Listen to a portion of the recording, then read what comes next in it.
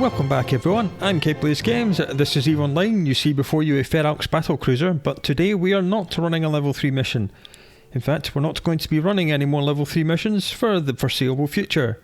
It is becoming increasingly difficult for me to find level 3 missions which we have not done. We have done 27 of them, and to be honest, I'm getting sick of making videos which are only 8 or 9 minutes long, and I want to make some longer EVE Online videos. So today we're bringing this series to a close, and we're going to be looking at a spreadsheet I have made, and we'll go over what we think of level 3 missions. And there is a spreadsheet, isn't it lovely? There are the 27 missions, starting at the top with Stop the Thief, which was the first one we did, running all the way down to the Black Market Hub, which was the last one we did. These are in order that I ran the missions. As we see right at the very bottom, the average runtime for a level 3 mission, including travel time, was only 10 minutes. Average ISK per hour is 46 million, but that's including the loot. And the problem with level 3 missions, if you look at the loot column, you will notice that it's all like 2 million, 1 million, 1 million, 1 million, another couple of million. Like each and every time we found one of these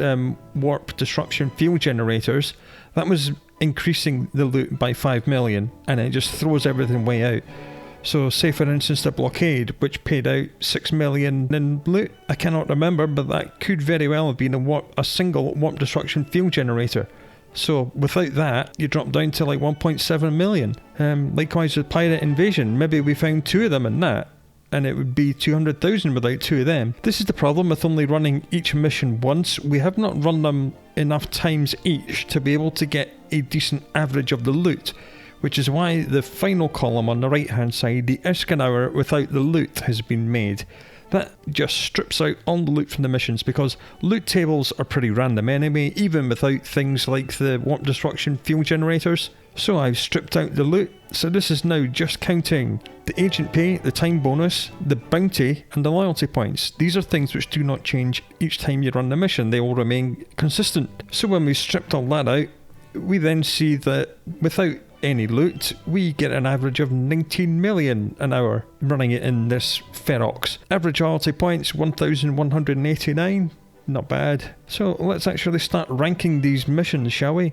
And let's have a look which is the best, sort largest to smallest. There we go.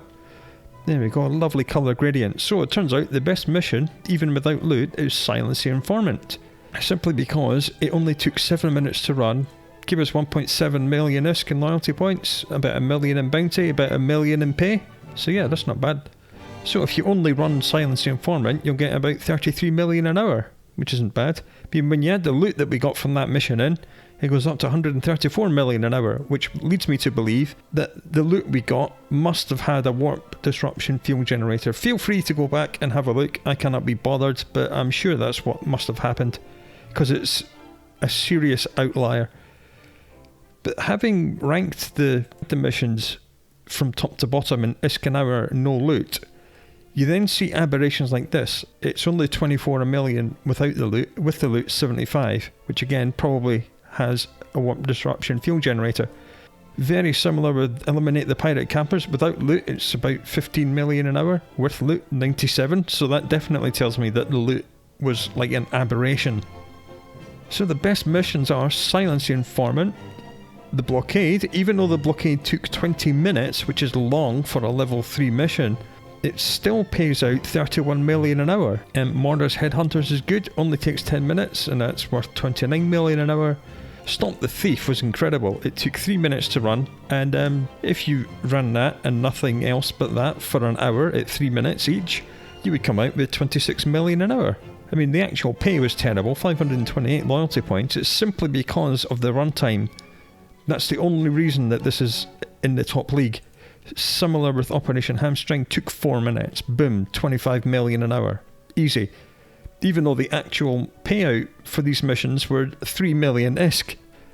When you multiply it up and scale it up over an hour, it gives you a lot. Which was the longest mission? Let's have a look. Angel Extravaganza took 34 minutes to run. That's because we did the bonus room with the battleships and it took a very long time. That is why the ISK an hour is only 17 million, because it did take 34 minutes. even though it paid out 18 million in total. Maybe I should run that again without the bonus room and then see how much it makes. But then, in the level 3 version of Angel Extravaganza, the bonus room does have a very small chance of dropping a domination module, which you'll probably sell for several hundred million. So, you know, I would always probably suggest that you do the bonus room in Angel Extravaganza. I have found domination modules in there myself in the past, like 50-60 million. So if we had 50 or 60 million added onto this loot, the runtime of 34 really wouldn't be too bad. The blockade takes 20 minutes, A, because there's a million enemies, B, because they're a million miles away and you just need to snipe them with low damage ammo or actually move your ship and close the range. Separatist Extravaganza takes quite some time because there's like 5 rooms, but 18 minutes for 5 rooms isn't bad. It's what, just under 4 minutes a room? Yeah, that's not bad. Black Market Hub only took 14 minutes, and then we're into like everything's like 10 minutes or less after that. Quickest mission was Stop the Thief, and then Eliminate the Pirate Campers. This one was strange, it only took 4 minutes, but the pay is so terrible that it only works out as 14 million an hour. Without the loot, which was 5 million, which makes me think there must have been something really good that dropped. So yeah, that one was strange, it only takes 4 minutes, but even though it only takes 4 minutes, the payout is terrible. Operation Hamstring's good, What Comes Around Goes Around's pretty good. Duo of Death remains one of the worst missions at any level. Pays 10 million an hour, 10 million an hour worth loot because it only has 2 NPCs, and neither of the 2 NPCs, the time we ran it, dropped anything. Maybe if they dropped some loot it might have gone up, but again, that's the problem with this series. We did only run each mission once, so bear in mind these results and all these figures you're looking at are from one run of each of these missions. So there's the ISK an hour if we include the randomised loot.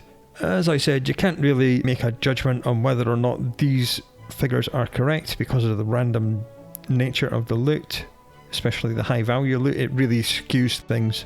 I do not believe any other mission other than Angel Extravaganza has a chance to drop any faction loot. I don't even think there's any random implants or anything.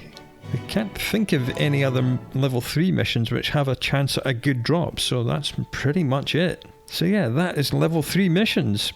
On average they take 10 minutes to run and you'll make about 19 million an hour without any loot. With the loot, 46 million an hour, so they're not great, they're a little bit boring. Most of them are extremely fast to run, but if you were trying to farm up standings to get to level 4, I'd probably just go and run level 2 and level 3 distribution missions, to be honest. But feel free to run level 3 security missions if you find that fun. I shall toddle off and make some long form EVE Online videos. I'm going to have fun with that. You have fun with whatever it is you're doing today, and until we meet again, look after yourself, and I'll talk to you again very soon.